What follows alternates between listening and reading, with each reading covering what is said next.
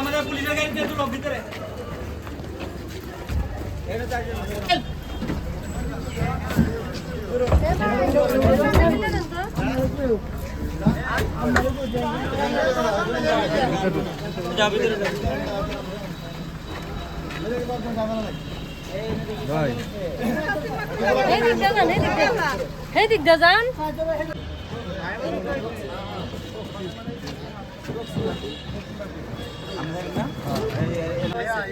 আরে উনি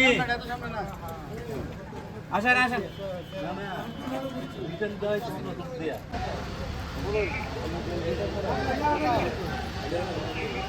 ভাইবা পরীক্ষায় আজকে 9 জন প্রার্থীকে আমরা শনাক্ত করেছি যারা আসলে পরীক্ষায় যে উত্তর লিখেছিল এবং তাদের হাতের লেখা আমরা মিলিয়ে দেখেছি যে ওনারা এই খাতায় লিখেননি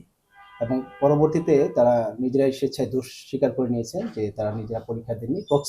প্রক্সির মাধ্যমে উত্তীর্ণ হয়েছেন। তা আমরা শুরু থেকেই এই পরীক্ষা নিয়ে বেশ সচেষ্ট ছিলাম, যেভাবে হোক আমরা পরীক্ষাটি সুষ্ঠুভাবে শেষ করব এবং কেউ যদি অসৎ উপায় অবলম্বন করে তাহলে তার বিরুদ্ধে আমরা আইনানুগ ব্যবস্থা নেব।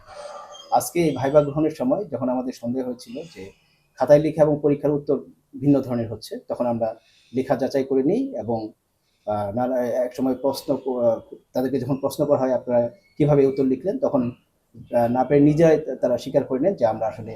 আরেকজনের সহযোগিতায় প্রক্সি পরীক্ষার মাধ্যমে আমরা এই উত্তর দিয়েছি। তো আমরা এই জন্য ক্ষমা প্রার্থী বা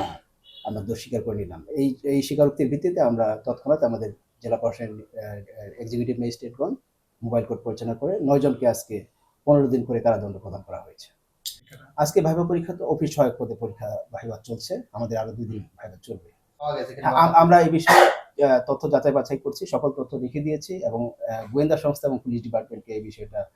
অবহিত করেছি, তারা যাতে আরো ফার্দার ইনভেস্টিগেশন করে এবং আমরা তথ্য নিয়ে যাচাই বাছাই করে দেখছি যে এটার সাথে আসলে কারা জড়িত।